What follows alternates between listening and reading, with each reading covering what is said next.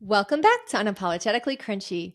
We are back, baby. We are back finally. It's like a 4-week hiatus here, But but go ahead. we have a new studio that we're recording in for the first time. It feels great in here too. It feels so good. It's cozy. I got Yep. a blanket on. I'm freezing. So I love being able to do that. Yep. I'm happy we're finally dug out from underneath all the cords and everything else. We're in a Yes, good spot. So we're in a good spot. perfect day for this episode to kind of catch up on what we've been going through and share some positive news that's out there right now.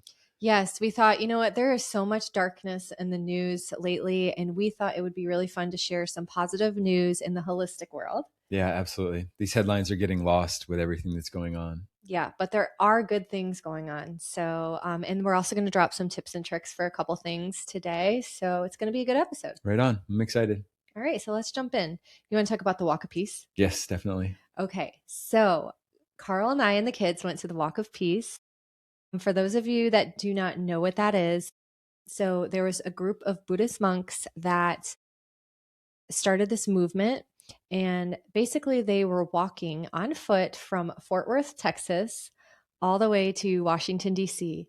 And the movement is the purpose of it was to raise awareness of inner peace and mindfulness across America and across the world. So this was a 108-day journey. It was 2,300 miles. That's insane.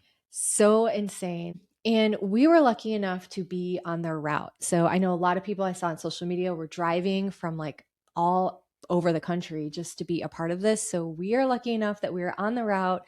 We got to go and see them. And it was just a really fun and crazy experience. Very meaningful experience too, but it did come right in the middle of a snowstorm, ice storm. Yes. It was coming this way. I don't know if you guys recall a couple weeks ago. It was a couple weeks, I guess now. This Maybe was a in few January. weeks. Yeah. Okay, The so a end of month January. ago. Yeah. It got very cold here.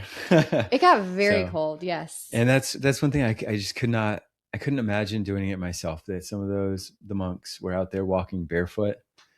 Some had, clothing that I would not think would be appropriate for that type of weather. Yeah. But they were persevering and they made it through, and they were sharing their message for mindfulness, peace, unity, and love.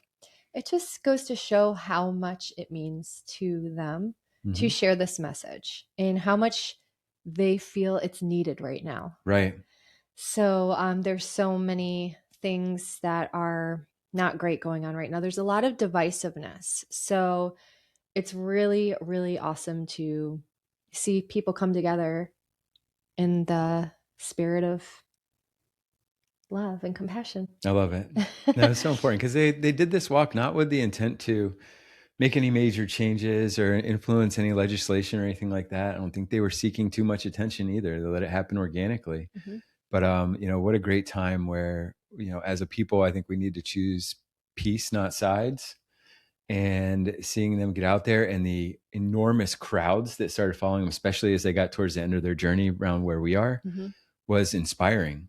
It was. And just to share a message and create awareness that mindfulness and just sort of taking a step back to observe what you're thinking and maybe consider what others may be going through and thinking themselves can really bring us closer together as a people and have a very impactful sort of result, I guess, Yeah. on our daily peace Absolutely. overall. Yeah. Yeah. And I thought it was cool too. They have their dog, Aloka, Yeah. that joined the journey. So that was really cool. I think he has his own Instagram account too. He does. I follow him for sure. I love that. I love it. We didn't get to see him though, because he had just come off an injury and he was there, but he was riding in the van that was following the monks. So Yeah. I was watching the windows, but didn't get to actually see Aloka. Did I Yes. say that right? Aloka? Yeah, Aloka. Yeah. So let's fill them in on our experience because the funny part. But first, I just want to say a quote from the leader. So the leader was Venerable Bhikkhu Punyakara, and his quote about the Walk of Peace: all you need to do is just practice mindfulness to unlock that box where you have kept peace and happiness inside and locked it up and then left it somewhere, he said. Now it's your job, it's your duty to find it and unlock it. You're the only one who can do this, not the venerable monks, not the reverends, nor anybody else but you.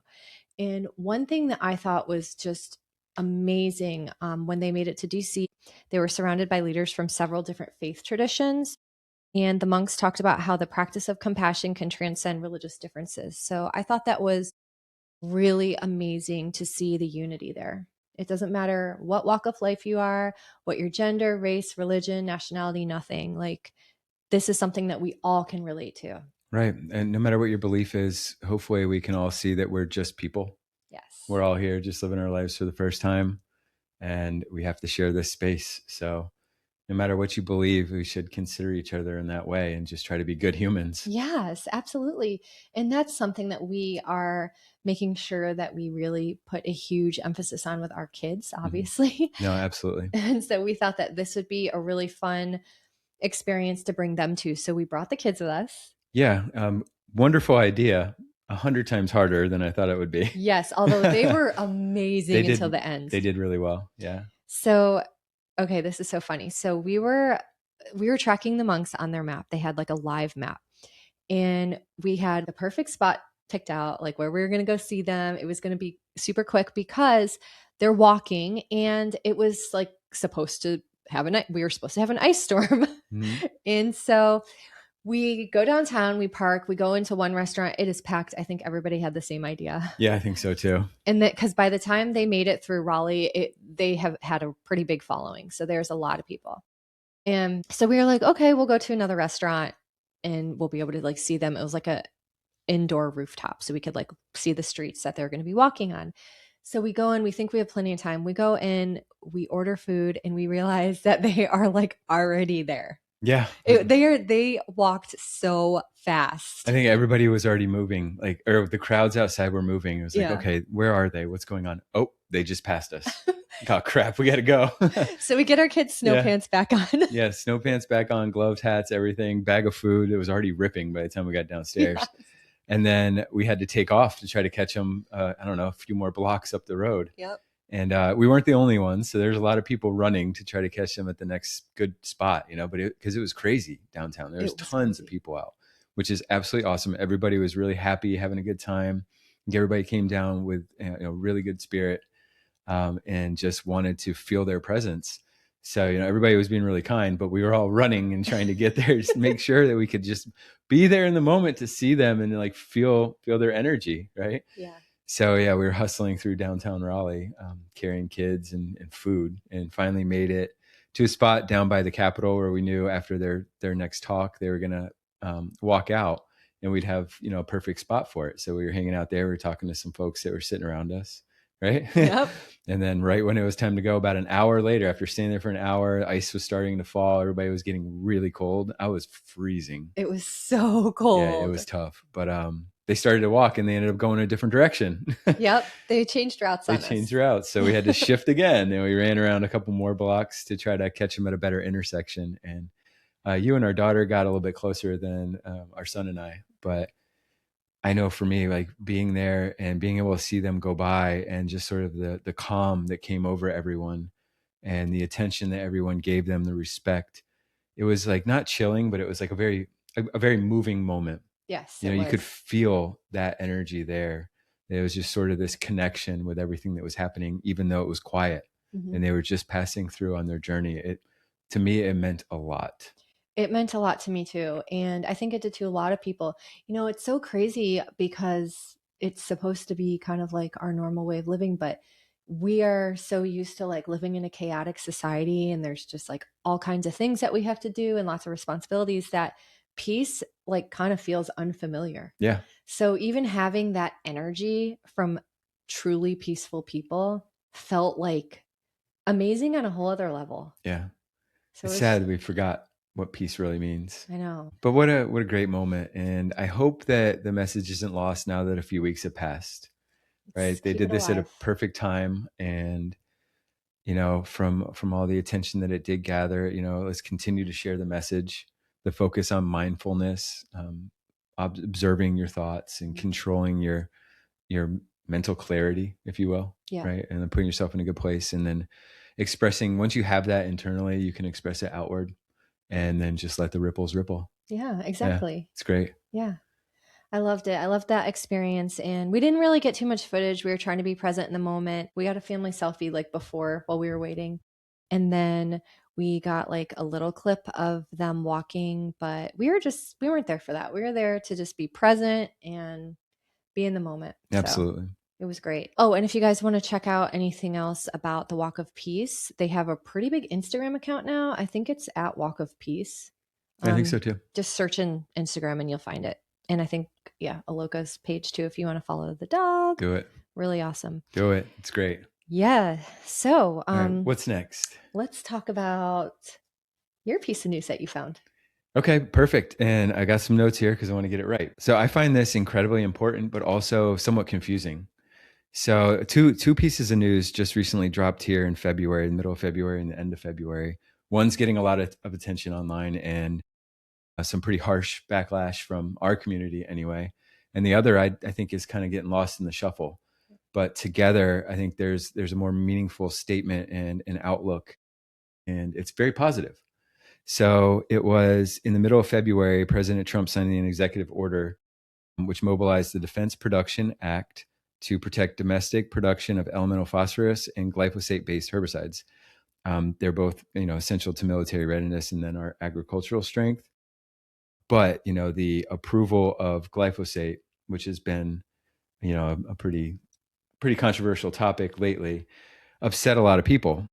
Now, what was missing here is that the HHS, the USDA, and the EPA recently announced $1 billion in new funding for sustainable agriculture and chemical exposure research. That is super exciting, right? And so together, it sounds contradictory because one says, keep using this chemical. And the other one says, oh, we got to test this chemical to see if it's actually harmful to people. Right, which we already know it is. Right, which we already know it is. So it's really confusing. But basically, the funding is a long-term investment in better science and safer practices and a healthier ecosystem, right? The decision to approve glyphosate, let me say this correctly, it's a hard word for me. That is more of a short-term move based on existing policy, existing science, and existing evidence, if you will, from the EPA and all the independent studies that have been going on. But together, they kind of balance the immediate food system needs with the ongoing public health vigilance that we're seeing. Right. So with the approval, farmers get to keep food production stable. Then with the investments, scientists get funding to study the chemical exposures more accurately. Regulators will then get better data to make informed decisions, right? And the public, you and I and everyone out here, hopefully at the end of this, we get both safer farming practices and reassurance that future policies are going to be based on this cutting edge research. So, it'd be tough to just say never use glyphosate again because farmers and the food production system would have a really tough time with that right now. Yeah. So we got to sustain that for now while we do the right research so that there's evidence, real world evidence when we review this again. Right. Right. So I know, you and I personally would love to see glyphosate take a hike. Absolutely. Yeah. There's no place for glyphosate on food and agriculture. I agree. But unfortunately, we do have to go through the red tape. So anyways, we wanted to bring this up because it is like, everybody's like, oh no, including me. I was like, what is happening? But it is a good thing, looking on the bright side, it's good that we will have no arguing with these studies that they're doing. And it's really good that we have funding going towards that. So absolutely. Because, the headline, the one that gets the headline is glyphosate's approved. Yeah. The one that didn't get the headline is the investment to kind of prove that glyphosate is bad for you. Right. Right. And so they can't just happen immediately or with the, signing a piece of paper. You have to do the research, show something new here in order to change policy. So, well, it's something that you have always been so calm, cool, and collected. You're always just like, give it time. Right. You can't just like do things overnight because these, laws and regulations have been in place for so long and people have been able to do this for so long. You can't just like snap your finger and it be done. Right. So, across a lot of different areas, but these systems we live in are huge. They take care of a lot of people. Yeah. Right. And so it can't change overnight. Exactly. So I see this as incredibly positive. And hopefully now, if you're watching, you will go out and look into this funding a little bit and see what's really being pushed forward here. Like, what are we trying to achieve? Yeah. It's not just that we approved chemical use because somebody's getting paid off by somebody else. It is what has to happen. while we make these investments in doing that research.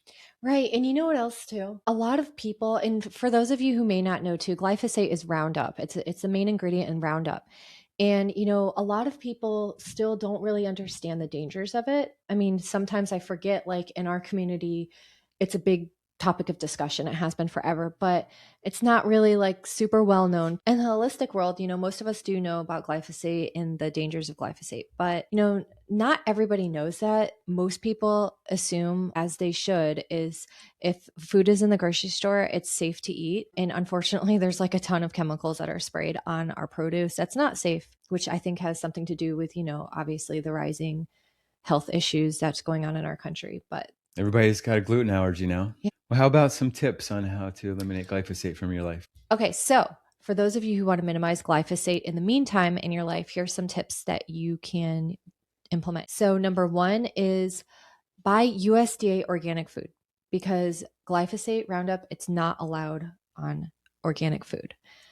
So that's one way. And then also, it's springtime. The farmers markets are opening up. Go to the farmers market, talk to your farmers, get to know them, get to know the farming practices. And that's another great way to also support local. Make sure to buy pasture raised or grass fed, grass finished meat because you don't want to buy meat where the cows or chickens are eating grass that's been sprayed with Roundup. And then drink filtered water and even get a shower filter because Shower filter is easy. That's low yeah, hanging fruit right there because there's a lot of options out there. We can post a few, right? Some of the research you did, and then the one we actually purchased. It's quick. It's not expensive, and it's quick to install, and it lasts for a long time. yeah, Before you have to change it anyway. yeah, And it feels good. Actually, the water feels a little bit better, especially if you have hard water. exactly. Yeah. Yeah. And then the other tip is as spring's coming and you're going out to your farmers markets, don't stop at Home Depot and buy Roundup and come spray the weeds in your yard that are starting to poke through. That's the biggest Right? tip is don't spray Roundup in your Don't yard. spray Roundup in your yard because then it gets on your feet, gets on your dog's feet, your kids' feet, your shoes that come inside. When it rains, it starts running off into different areas.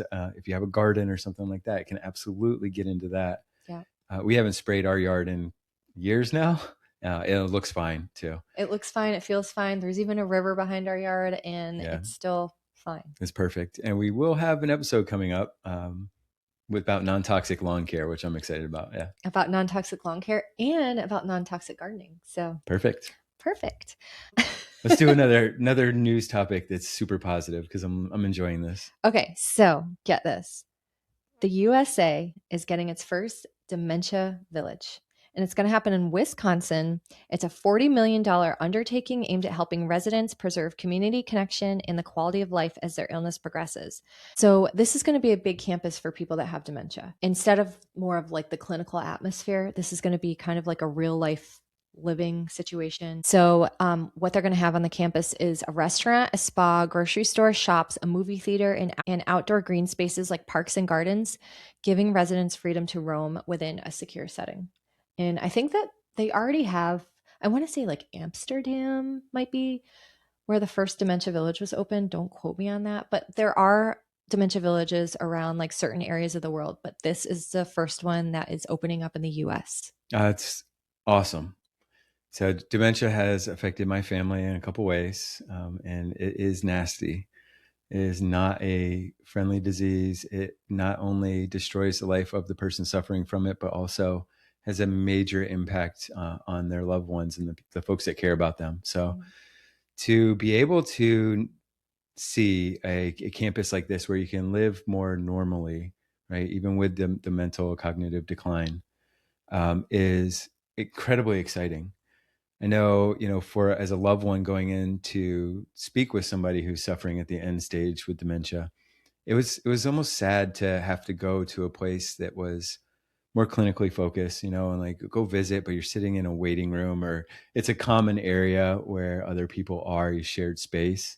And it just doesn't feel great. It's really nice to connect, but to be able to go and visit and walk down the street, go to the library or go get coffee, whatever it may be, go out in some green space and have the safety, like they can't get away and get lost. This is their place. I think it really will be supportive of that connection with them and their family. But I also think that it will help them not just a quality of life towards the end, because it's not like they could still know what's going on in the present. They Mm-hmm. just have lost a lot of their memory and don't really understand things as well. But it could definitely have an impact in slowing down the progression of the disease. I Yeah, think anyway. I don't know if that's scientifically backed or not, but it makes sense to me. it definitely makes sense just having an enhanced quality of life. Yeah, and just to be able to live a little bit more normally at the end there. I mean, just because you can't remember somebody's name doesn't mean you don't deserve to be able to walk out of your room and go get a cup of coffee and have a little bit of freedom. Exactly. And like you said, they're still living in the present moment. Like they know what's going on in the present moment. Right. So I think that's really great. And I wish I could have had the opportunity to visit my grandmother in a place like that rather than where I did have to visit her. Absolutely. Yeah. So hugely positive, and in everything that we do, the mindfulness, the spiritual growth, sort of the focus on health and wellness throughout the food and products and all that good stuff. I think all of that is leading towards, hopefully creating a decline in these type of Right. diagnoses.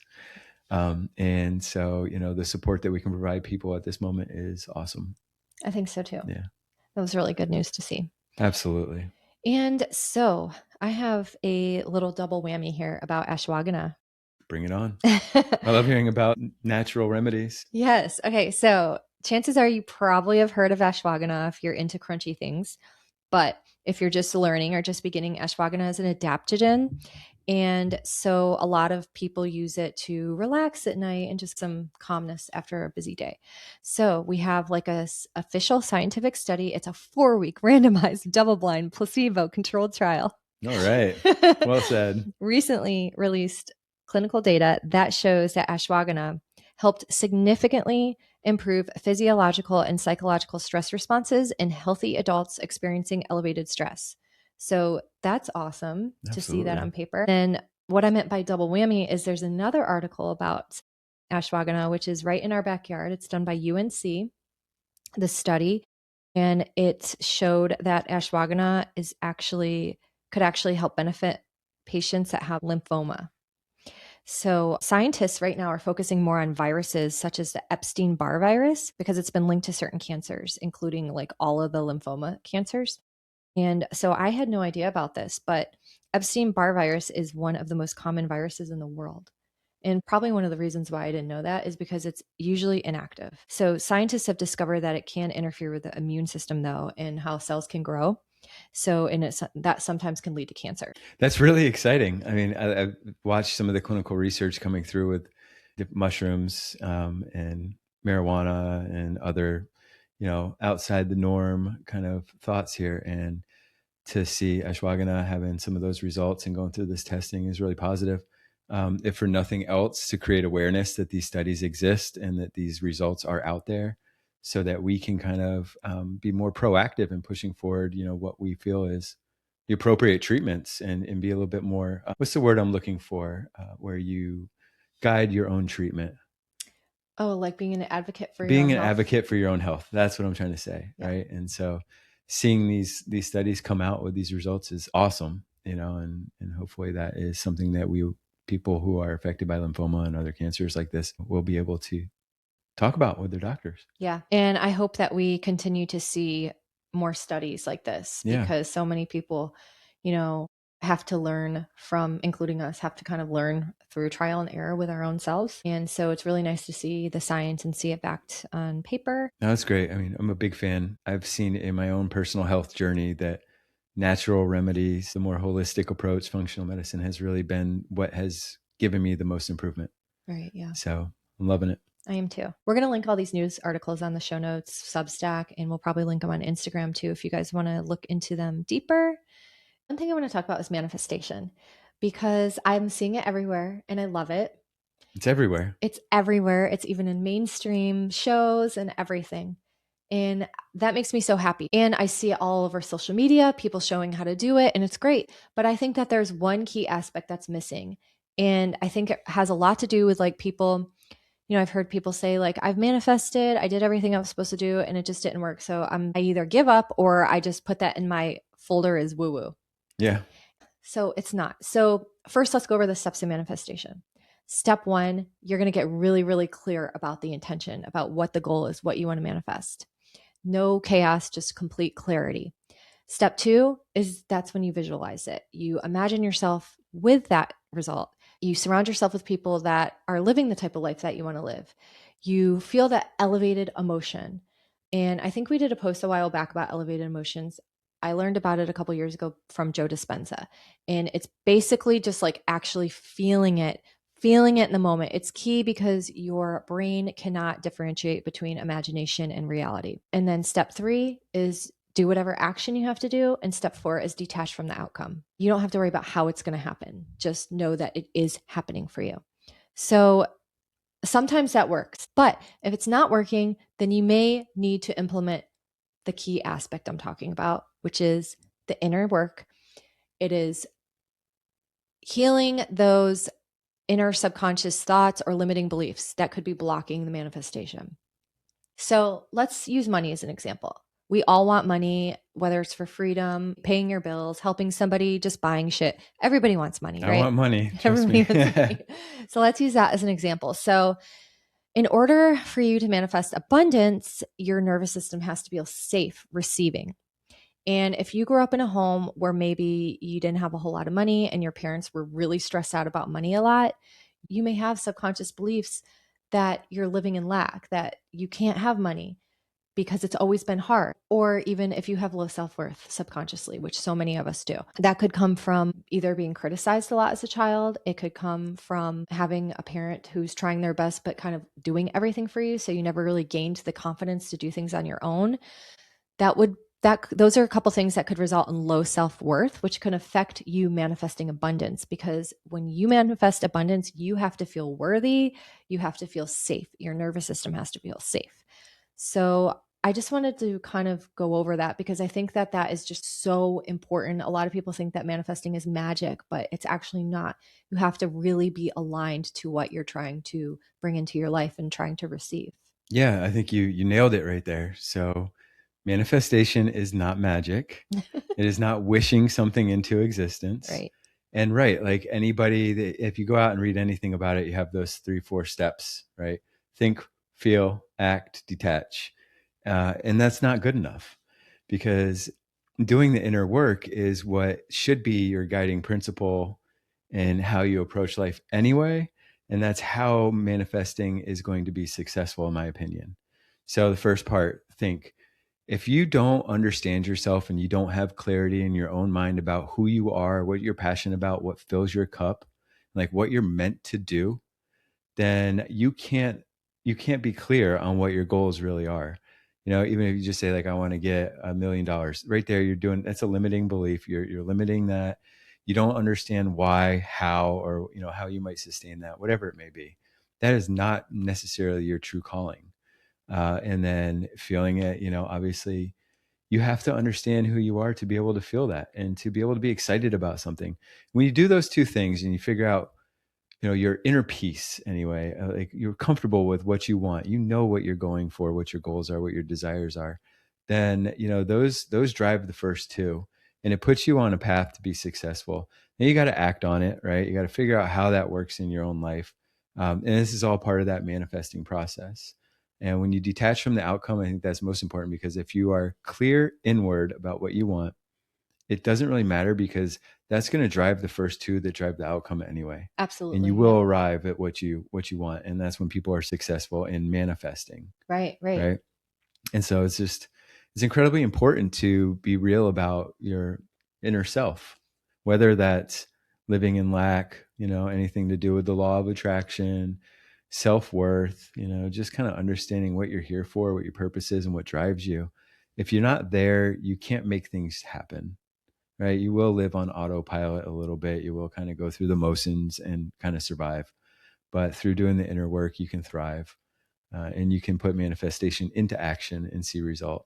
Absolutely. And also, we're always manifesting. Yeah. We're speaking about intentional manifesting. Right. When you're intentionally trying to make something happen for your life, because we're always manifesting. I mean, we're creating our own reality. So, Right.